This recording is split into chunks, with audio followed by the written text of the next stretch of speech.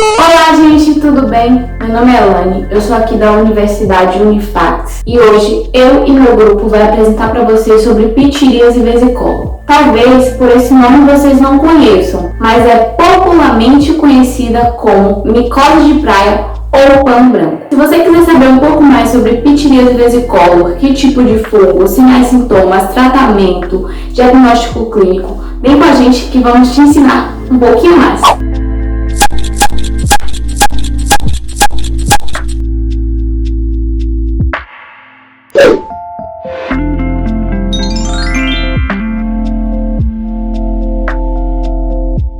O vesicolo é infecção fúngica superficial, caracterizada por mudanças de pigmentação na pele, devido à colonização de extrato córneo por um fungo dimórfico e lipófilico da flora normal da pele, conhecida como Malaceza fufu. A fase dessa levedura deste organismo apresenta duas formas morfologicamente distintas, uma ovoide e outra esférica, nas quais os fungos são denominados de Pityrosporo ovale e Pityrosporo orbiculare, respectivamente.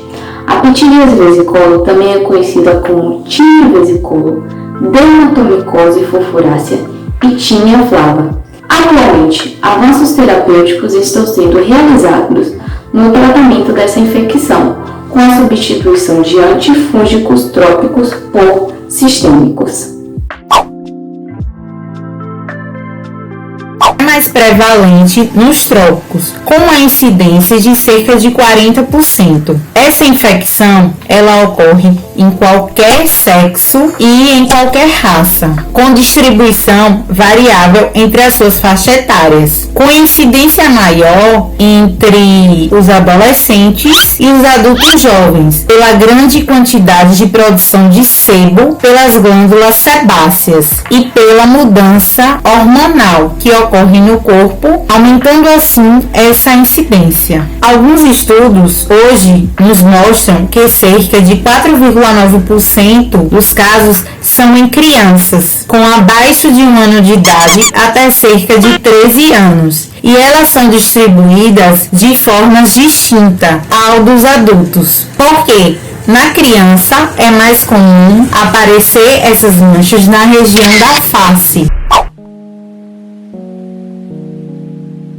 A pitiríase vesicolo é causada pela Malaceza funfur, que pode apresentar-se sob duas formas: a oval, frequentemente no couro cabeludo, e a cilíndrica, geralmente no tronco.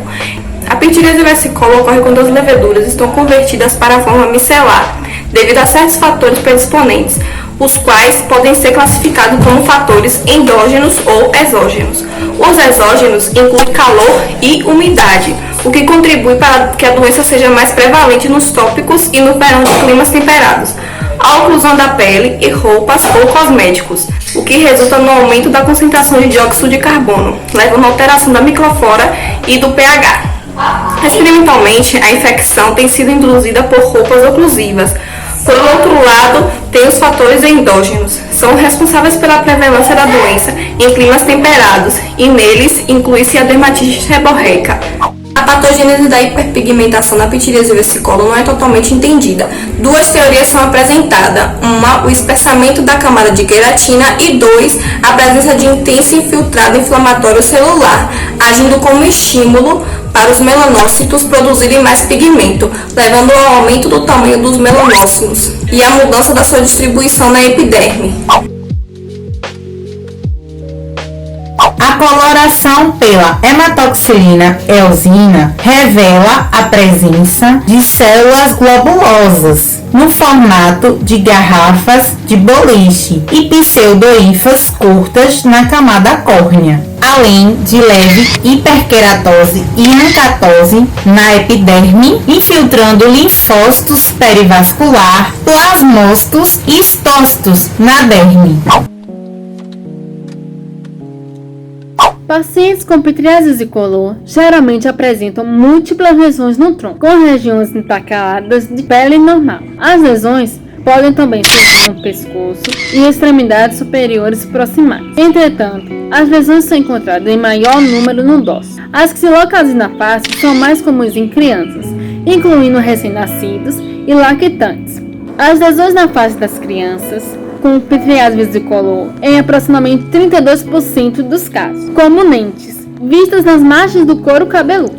A distribuição também ocorre nas áreas normalmente cobertas por roupa. As lesões podem ser hipo ou hipigmentadas, eritematosas ou marrom escuro. Na superfície, nas lesões, encontra-se uma fina descamação, evidenciada pela distensão da pele, embora algumas vezes ocorre um prurido e queixas dos pacientes relacionados com alteração da cor da pele, tanto quando foliculite ou piroporo pode ocorrer em pacientes com AIDS. Foi realizado um estudo em pacientes portadores de pitiríase vesicolor, com o objetivo de estabelecer alterações ultraestruturais de pele hiperpigmentada e hipopigmentada e comparar com peles não acometidas do mesmo paciente. Deste modo, 4 pacientes diagnosticados confirmados de pitiríase vesicolor foram selecionados e submetidos à biópsia na pele. A pele hiperpigmentada apresentava um extrato córneo mais delgado do que a pele hipopigmentada, mas em ambas o extrato córneo eram finos do que na pele não acometida. Um grande número de tonofilamentos estava presente na camada granulosa da pele hiperpigmentada. Na pele hipopigmentada, os melanócimos estavam dispersos em menor número do que na pele não acometida. Já na pele hiperpigmentada, foi encontrado grande número de melanócimos ocupando o citoplasma de alguns melanócitos, enquanto queratinócitos adjacentes apresentavam poucos melanócimos em seu citoplasma, sugerindo dificuldade na transferência dos grânulos de melanócimos para os queratinócitos. Tanto na pele hipopigmentada como na pele hiperpigmentada, a porção celular prontamente afetada diz a respeito às organelas citoplasmáticas, com efeito unicamente no núcleo e no núcleo.